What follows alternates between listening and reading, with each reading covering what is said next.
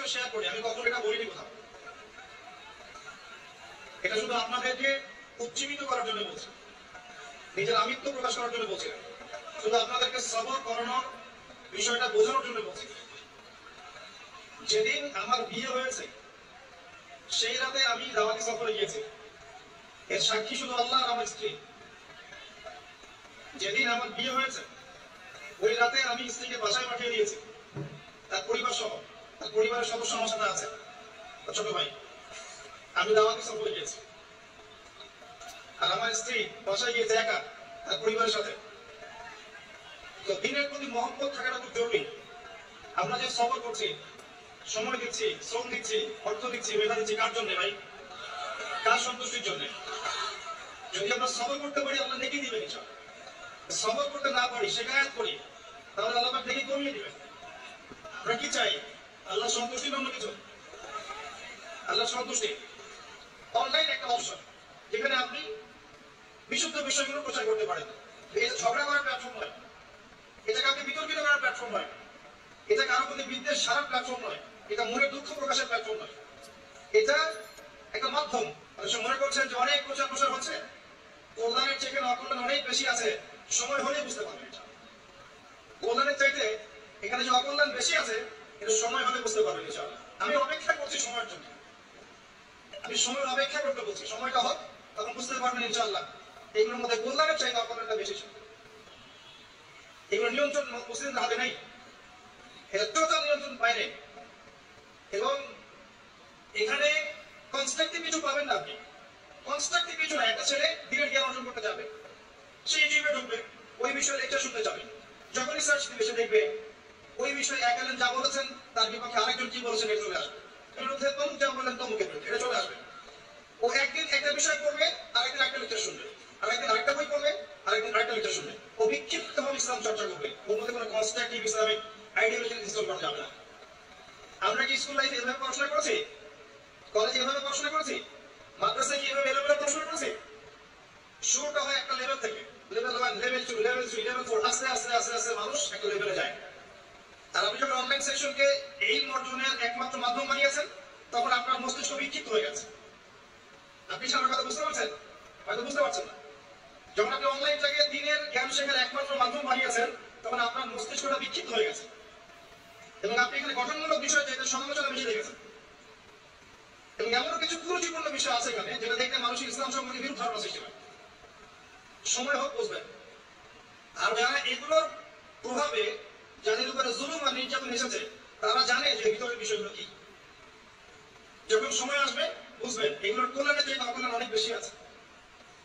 আমার নাসিহা, root level থেকে কাজ করেন, মসজিদে কাজ করেন, তালিমে কাজ করেন, খুতবায় কাজ করেন, মসজিদ ভিত্তিক কাজ করেন, মাদ্রাসা করেন, মহিলা মাদ্রাসা করেন, তালিমের বৈঠক চালু করেন, মহিলাদের তালিম চালু করেন, মক্তব চালু করেন, রুট লেভেল থেকে কাজ করেন, দিনের বিষয় হবে ইনশাআল্লাহ। যাই হোক, এগুলো নিয়ে আজকে এত বেশি কথা বলবো না, আমরা মূল পয়েন্টে আসি। রমজান কেন্দ্রিক কয়েকটা কাজের কথা আপনাদেরকে বলছি। সালাত, 5 ওয়াক্ত সালাত, নফল সালাত, দৈনিক 12 রাকাত সুন্নাহ এবং দিনের প্রতিটা কাজ নবী সাল্লাল্লাহু আলাইহি ওয়াসাল্লামের সুন্নাহ মতো করার চেষ্টা করা। ঘুম থেকে শুরু করে, ইস্তেঞ্জা থেকে শুরু করে প্রতিটা কাজ, ব্যবসা বাণিজ্য মুআমালা সবকিছু করা যাবে ইনশাআল্লাহ। পাশাপাশি আল্লাহ পাকের জিকির বেশি বেশি করে করেন, বেশি থেকে বেশি আল্লাহ জিকির করেন, ইলম অর্জন করেন, আলেম ওলামার কাছে যান, যদি কোনো বিষয় না বোঝেন তাদেরকে জিজ্ঞাসা করেন, বক্তব্যে যান, মাদ্রাসায় যান, বাচ্চাদেরকে বক্তব্যে পাঠান, রমজান মাসটাকে এনজয় করেন, যাকাতগুলো দিয়ে দেন, বেশি বেশি দান সাদাকা করেন রমজান মাসে, বেশি থেকে বেশি মানুষকে ইফতার করানোর চেষ্টা করেন, বেশি থেকে বেশি মানুষকে ইফতার করানোর চেষ্টা করেন। অসহায় যারা আছে, এদিন মিসকিন, বিধবা, যাদের ঘরে বাজারের টাকা পয়সা নাই, সামাজিকভাবে, ব্যক্তিগতভাবে, অনলাইনের মাধ্যমে, অফলাইনের মাধ্যমে, রাষ্ট্রীয়ভাবে যেভাবে হোক তাদের ঘরে ঘরে ইফতারের প্যাকেজ পৌঁছে দেন, ঈদের খুশি পৌঁছে দেন, ঈদের সময়টুকু পৌঁছে দেন। ইনশাআল্লাহ তাআলা দেখবেন আল্লাহ পাক আপনার রিজিকে বারাকা দিবেন ইনশাআল্লাহ। এই কাজগুলো করলে পরে একটা ভাতৃত্বের বন্ধন আসবে। রমজানের যে মূল লাআল্লাকুম তাত্তাকুন এই বিষয়টা আমরা ইনশাআল্লাহ অর্জন করতে পারবো, আল্লাহ পাক তৌফিক দান করুন। আমি এখন আমার আলোচনার মূল জায়গায় আসছি। এতক্ষণ যেগুলো বললাম শুধু রমজান কেন্দ্রিক কথা বললাম, যদি আপনারা রমজান মাসে টার্গেট করতে পারেন এই কাজগুলো করবেন। আর যারা তালিমে ইলম আছেন রমজান একটা টার্গেট করবেন পড়াশোনা করা। কিভাবে পড়বেন? আপনাকে বেসিক থেকে স্টার্ট করতে হবে। হুট করে একটা বই হাতে নিলেন ইসলামিক অর্থনীতি, কালকে একটা বই হাতে নিলেন ইসলামিক রাজনীতি, কালকে একটা বই হাতে নিলেন সহিহ বুখারী, পরশু একটা নিলেন কোরআনের তাফসীর, বিক্ষিপ্ত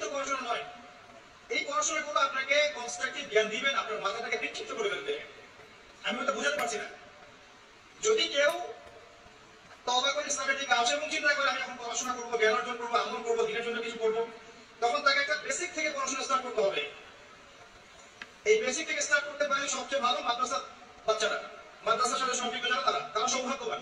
আমরা দোয়া করি আল্লাহ পাক তাদেরকে আরো বারাকা দান করুন। কিন্তু জেনারেল যারা তাদের সমস্যা আছে, কারণ তারা কোনো সঠিক গাইডলাইন পায় না যে প্রথমে কোন বইটা পড়বো, তারপর ইত্যাদি ইত্যাদি। আমি আপনাকে আমার লাইফ থেকে একটা নসিহত করছি, সহজ কিতাব থেকে শুরু করে আস্তে আস্তে আস্তে আস্তে কঠিনের দিকে যান। কথা কি বুঝতে পারছেন ভাই? সহজ কিতাব মানে কি? ধরেন আপনি কোরআন তেলাওয়াত করতে জানেন না, আগে আপনাকে কোরআন তেলাওয়াত শিখতে হবে, বেসিক তেলাওয়াত শিখতে হবে, তাসবিহ শিখতে হবে। এরপরে আপনি মনে করেন কোরআন তেলাওয়াতে পারদর্শী হয়ে গেছেন, এখন আপনাকে বিশুদ্ধ করে কোরআন নিয়মিত পড়ার চর্চা করতে হবে, এই এক করে যাতে আপনার মুখের মধ্যে জড়তা কেটে যায়, আপনি বেশি বেশি ফ্লুয়েন্টলি কোরআন তেলাওয়াত করতে পারেন। এরপরে আসবে এই লেভেল যখন আপনাকে আরবি ভাষা, সাহিত্য, ব্যাকরণগুলো শিখতে হবে। ফর এক্সাম্পল যে মিজান মুনশাই বলেন, নাবু সাফির কিতাবগুলো বলেন, এই যে বইগুলো আছে, এসব আপনি শিখি বেসিক কিছু কিতাব, এই কিতাবগুলো আপনাকে পড়তে হবে। এই কিতাবগুলো কিন্তু আপনি একা একা পড়তে পারবেন না, এগুলো আপনাকে অবশ্যই ওস্তাদের কাছে গিয়ে পড়তে হবে। এবং আমি সবসময় বলি যে বাংলাদেশের প্রেক্ষাপটে কমই ঘরানার যে ওলামায়ে কেরাম আছেন, তারা এই বিষয়ে অনেক অনেক অনেক বেশি দক্ষ। তাদের কাছে গেলে আপনি বিশুদ্ধ জ্ঞানটা পাবেন ইনশাআল্লাহ। এটা আমার নাসিহত। দেখেন, আমি এমন মানুষ নই, যদি আপনি আমাকে একটা থাপ্পড় দেন এবং আপনার মধ্যে যদি কোনো খায়াল বা কল্যাণ থাকে, আমি বলবো যে আপনার মধ্যে এই কল্যাণটা আছে। এই মানসিকতা অর্জন করতে না পারলে আল্লাহ কবুলিয়াত আপনার কাছে আসবে না। অতএব মন থেকে কলবুন সালিম হয়ে যান, স্বচ্ছ হয়ে যান। এই জায়গায় আমি বলছি, এই সেক্টরের ওলামায়ে কেরামের কাছে গেলে আপনি সঠিক বিশুদ্ধ আরবিকের জ্ঞানটা পাবেন। আস্তে আস্তে আপনি গভীর ফিকহের জ্ঞান পাবেন, উসুলের হাদিসের জ্ঞানগুলো পাবেন, তাফসীরের গভীর জ্ঞানগুলো পাবেন। আমি বলছি না অন্য সেকশনে যে আলেমরা আছেন তাদের কাছে না, এটা বলছি না। আমার পরামর্শ এখানে গেলে আপনি বেশি পাবেন। একটা বিষয় আছে, আপনি বিরিয়ানি খাচ্ছেন আর আপনাকে দেওয়া হচ্ছে সাদা ভাত, আপনার ভালো লাগে বিরিয়ানি, তা আপনি কি বিরিয়ানি খাবেন না? যেটা বেস্ট আপনি সেটা খেতে যাবেন। তো সেটাই আমি বলছি আপনাকে, যেটা বেস্ট আমার কাছে মনে হচ্ছে আপনি সেখানে যান।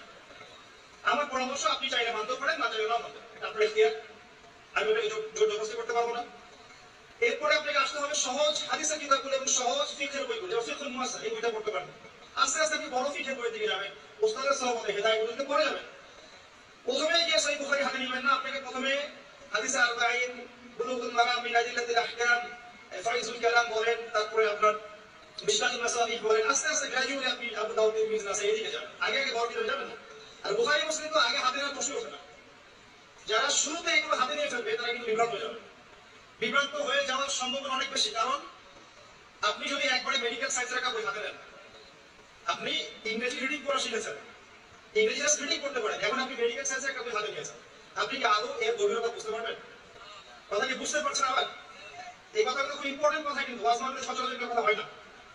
এগুলো কনস্ট্রাকটিভ কথা, যেটা আপনার জীবনকে বদলাতে পারে ইনশাআল্লাহ। পড়াশোনার ক্ষেত্রে এই মেথডোলজি ফলো করেন, আপনি ভালো করবেন ইনশাআল্লাহ। আমরা তো কিছুই না, আমি দোয়া করি আপনারা আমাদের অনেক ভালো হন। আমরা আস্তে আস্তে সরে যাবো ইনশাআল্লাহ। যে দিনকাল পড়ছে আস্তে আস্তে সরে যেতে হবে কথা হচ্ছে। এরপরে যারা আসবেন তাদের জন্য আমি কিছু পদ্ধতি বলে দিতে আছি, যে এগুলোর উপর আমল করেন, পড়াশোনা এইভাবে করেন, ইনশাআল্লাহ দেখবেন এমন প্রজন্ম আসবে যাদের হাতে আল্লাহ পাক ইসলামের বিজয় পতাকা দিবেন ইনশাআল্লাহ। এটা আমার বিশ্বাস, এটা আমার বিশ্বাস। আর আমরা দুর্ভাগ্যজনক ভাবে অথবা সৌভাগ্যজনক ভাবে এমন একটা সাইকোলজির পরিবেশে চলাফেরা করি আর কি, যেখানে একজন আরেকজনের ভালো খুব একটা দেখতে পারবে। যখন কারো ভালো হতে থাকে, বেশিরভাগ মানুষের তো সহ্য হয় না, এভাবে আমরা দিনকে ক্ষতিগ্রস্ত করি। এবং দিনকে ইসলামের প্রকাশ্য শত্রুরা যতটা ক্ষতিগ্রস্ত না করেছে, আমরা আকস্মিক সেটা বেশি করেছি। তো এই জন্য আমি ফিল করি যে হয়তোবা আস্তে আস্তে আস্তে আস্তে এমন প্রজন্ম আসবে, যেহেতু আমরা এর যোগ্য নই, যাদের হাতে আল্লাহ পাক ইনশাআল্লাহ তাআলা ইসলামের বিজয়ের পতাকা দিবেন।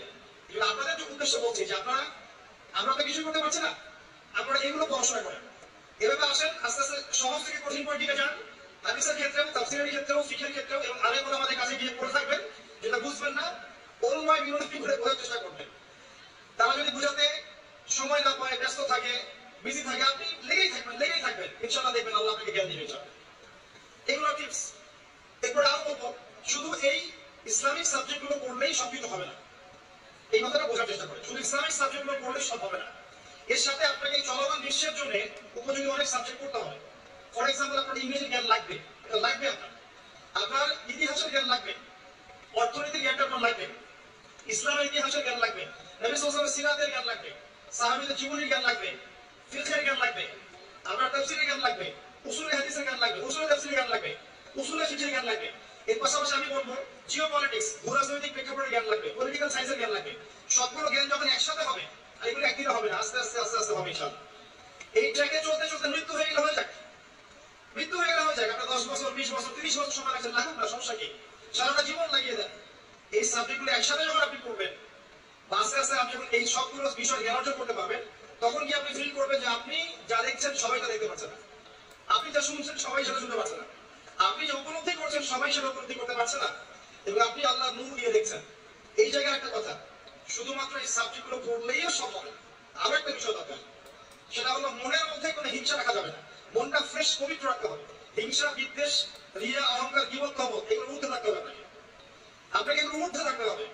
আপনাকে মানুষ গালি দেখ, বিতর্কিত করুক, ভালো করুক, মন্দ করুক, আমি যা ইচ্ছা করুক, এটা আপনার জন্য খায়ের এবং কল্যাণ হবে। কিভাবে? পরকালের মাঠে বসে আপনি অনেক নেকি পাবেন ইনশাআল্লাহ, ফ্রি অফ কস্ট।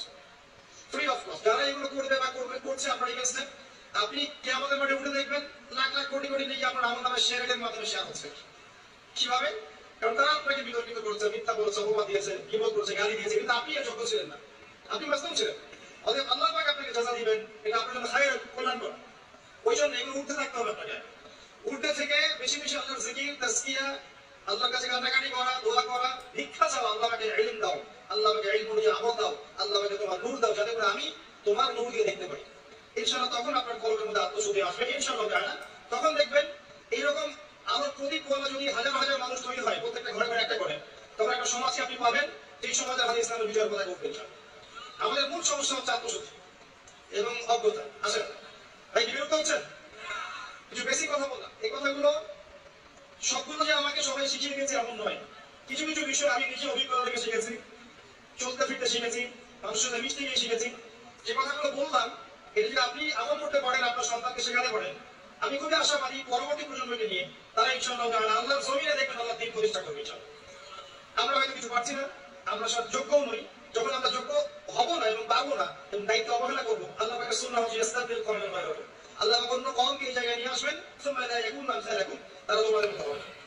আসো রমজান মাসে ইলম চর্চা করুন। চর্চা কিছু আমি পথ বলে দিলাম, এভাবে চর্চা করেন, সহজ থেকে কঠিনে যান, আগে কঠিনে যাবেন না। এবং যেটাই বুঝবেন না সেটাই আলেমের কাছে। আর আপনি সব বুঝবেন না এমন নয়, অনেক কিছু আপনি বুঝবেন, অনেক কিছু আপনি বুঝবেন, যেটা বুঝবেন না সেটা আপনি আলেমের কাছে যাবেন।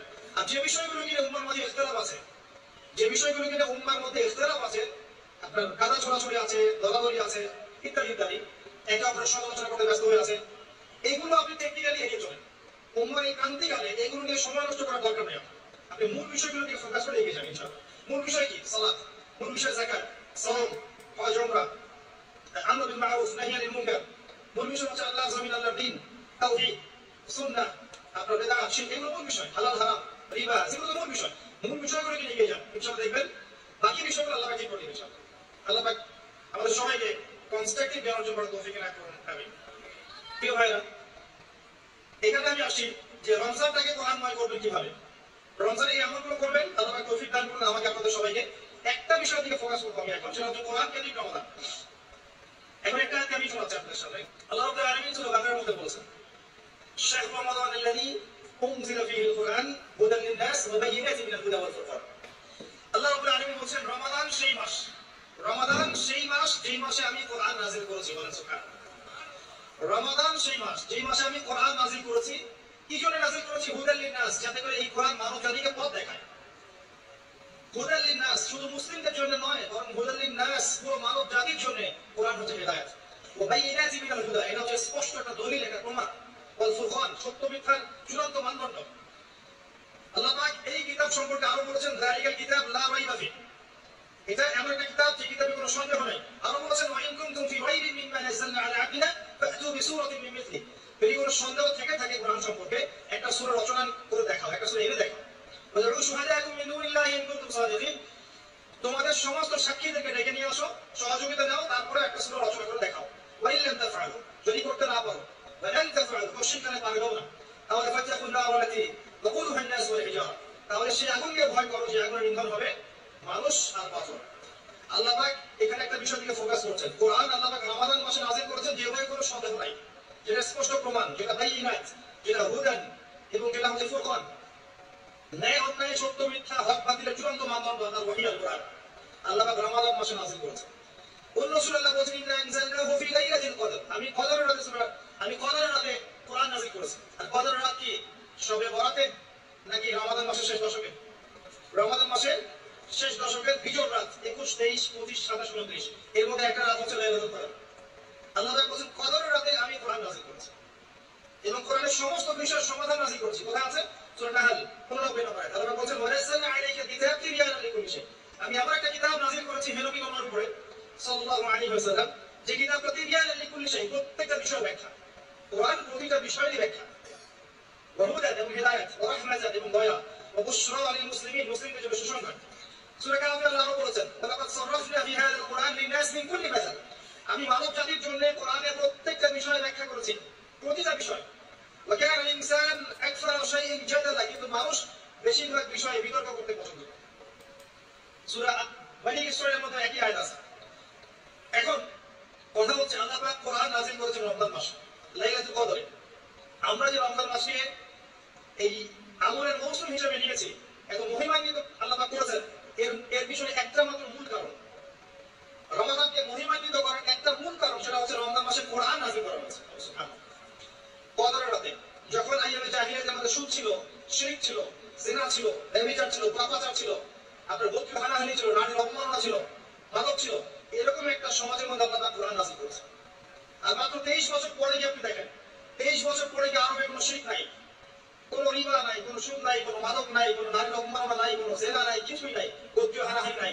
23 বছরের মধ্যে কোরআনের আলোকে জাহিলি সমাজ আলোকিত সমাজে পরিণত হচ্ছে। কিভাবে হলো? কোরআনের হক আদায় করার কারণে। তারা কোরআন পড়েছেন, কোরআনের অর্থ বুঝেছেন, কোরআন হিফজ করেছেন, কোরআনের আদেশ মেনেছেন, নিষেধকে বর্জন করেছেন, কোরআনের দাওয়াত দিয়েছেন, কোরআনের লসগুলো প্রতিষ্ঠা করেছেন, কোরআনের হক আদায় হয়েছে, সমাজ পরিবর্তন হয়েছে। এখন রমজান মাসে আমরা কোরআনময় করবো কিভাবে? এখন আপনি জানেন কোরআন কেন্দ্রিক রমাদান মাস।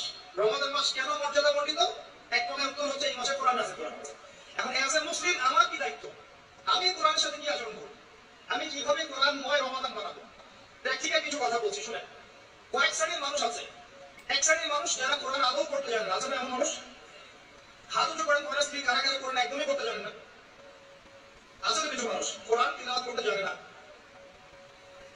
আমি অনুরোধ করবো এই রমাদান মাসটাকে গনিমত মনে করে আপনারা যারা কোরআন তেলাওয়াত করতে জানেন না, যে বাজারে যেখানেই আছেন, কোরআন তেলাওয়াত এই মাসে শিখে নেবেন। 1 মাস সময়ের মধ্যেই কোরআন তেলাওয়াত শেখা সম্ভব। কোরআনের হক আদায় করবো, এক এক মানুষের দায়িত্ব এক এক রকম। যে ব্যক্তি কোরআন মোটেই তেলাওয়াত করতে জানে না, তার জন্য এই রমাদানে কোরআনের হক আছে, সে কোরআন অ্যাটলিস্ট তেলাওয়াত করা শিখবে। বলা যাবে ইনশাআল্লাহ? জাস্ট তেলাওয়াত করা শিখবেন। আপনি আলিফ থেকে শুরু করে ইয়া পর্যন্ত অক্ষর শিখবেন, আপনি মদ শিখবেন, মাখরাজ শিখবেন, তাজবিদ শিখবেন, গুণা শিখবেন, আপনি বাকি আরবিক ব্যাকরণের নিয়মগুলো শিখবেন। বলা যাবে ইনশাআল্লাহ? কিভাবে শিখবেন? অনলাইনে অনেক কোর্স করানো হবে রমজান মাসে। রমজান মাসে কিন্তু অনলাইনে অনেক কোর্স করানো হবে, 1 মাসে করতে পারেন। অলরেডি অনেক কোর্স দেওয়াও আছে, শিখতে পারেন। অথবা আপনি সবচেয়ে ভালো হয় স্থানীয় আলেমের কাছে যাবেন, দৈনিক 30 দিন 30 রমজান 1 ঘন্টা করে সময় নেবেন, ইনশাআল্লাহ আপনি শিখতে পারবেন। মসজিদে যারা দায়িত্বশীল আছেন, মসজিদকে 1 মাসে রমাদানে কোরআন শিক্ষা কোর্স চালু করেন, জনগণ ফ্রি শিখবে। আপনারা ইমাম সাহেবের বেতন দিবেন, পারবেন? আপনারা কমিটিতে যারা আছেন তারা ইমাম সাহেবের বেতন দিবেন, ভালো অঙ্কের হাদিয়া দিবেন, এবং তিনি এলাকার সমস্ত মানুষকে ফ্রি বিনামূল্যে কোরআন শিক্ষা দিবেন। করা যাবে? রমজান মাসটাকে কাজে লাগিয়ে যারা কোরআন একেবারেই তেলাওয়াত করতে জানে না, তাদের দায়িত্ব হচ্ছে কোরআন তেলাওয়াত করা শেখা। এখানে আপনার জন্য একটা ফজিলত বলছি আমি, বুঝছেন ভাই? যদি আপনি কোরআন তেলাওয়াত করতে শিখে নেন এবং একবার বিশুদ্ধ করে শিখে নেন, আজীবন এটা আপনার কাজে দিবে। আপনার জন্য রাসূলের কয়েকটা হাদিস, শুধু আপনার জন্য। নবী সাল্লাল্লাহু আলাইহি ওয়াসাল্লাম বলেছেন, ইকরাউল কোরআন, তোমরা কোরআন তেলাওয়াত করো, ফাইন্নাহু ইয়াতি ইয়াউমাল কিয়ামাহ শাফিআন লি আসহাবি। কোরআন কিয়ামতের দিনে তেলাওয়াতকারীর পক্ষে আল্লাহর কাছে সুপারিশ করবে ইনশাআল্লাহ। নবীজি বলেছেন, খায়রুকুম মান তাআল্লামা কোরআন ওয়া আল্লামা। তোমাদের মধ্যে শ্রেষ্ঠ ব্যক্তি তারাই, সর্বোত্তম ব্যক্তি তারাই, খায়র উত্তম ব্যক্তি তারাই, যারা নিজে কোরআন শিখে অপরকে শেখায়। পারবে ইনশাআল্লাহ? এক হাদিসে বলেছেন, কোরআন যারা তেলাওয়াত করে, কোরআন তেলাওয়াত করে এরকম মাহির হয়, দক্ষ হয়, মুআসসাফাতুল কিরামিন বাররা, তারা সম্মানিত ফেরেশতাদের সাথে হাসর করে। আর যারা তেলাওয়াত করতে গিয়ে আটকে যায়, ওয়ায়াতাদা'উ ফিহি ওয়া হুয়া আলাইহি শাক ফালাহু আজরান, যে ব্যক্তি তেলাওয়াত করতে গিয়ে আটকে যায় আবার চেষ্টা করে, তার জন্য ডাবল পুরস্কার আছে। আপনি তেলাওয়াত করা শিখেন, সূরা ফাতিহা তেলাওয়াত করবেন, এটা কোরআনের সবচেয়ে মর্যাদামণ্ডিত আয়াত। আয়াতুল কুরসি তেলাওয়াত করবেন, এটা কোরআনের অন্যতম একটা মর্যাদামণ্ডিত আয়াত। এবং আয়াতুল কুরসি প্রত্যেক ফরজ নামাজে পড়ে পড়বেন, মৃত্যু ছাড়া জান্নাতে যাওয়ার কোনো বাধা নাই। সুবহানাল্লাহ। আপনি সূরা মুলক পড়বেন, সূরা মুলক আপনাকে কবরের আযাব থেকে বাঁচাবে ইনশাআল্লাহ। আপনি সূরা ইয়াসিন পড়বেন, আর রহমান পড়বেন, আপনি সূরা ওয়াকিয়া পড়বেন, আপনাকে আল্লাহ পাক দারিদ্রতা থেকে বাঁচাবে ইনশাআল্লাহ। আপনি সূরা ফালাক নাস ইখলাস পড়বেন, সকালে সন্ধ্যায় 3 বার করে দৃশ্য অদৃশ্য সমস্ত খারাপি থেকে আল্লাহ আপনাকে বাঁচাবেন।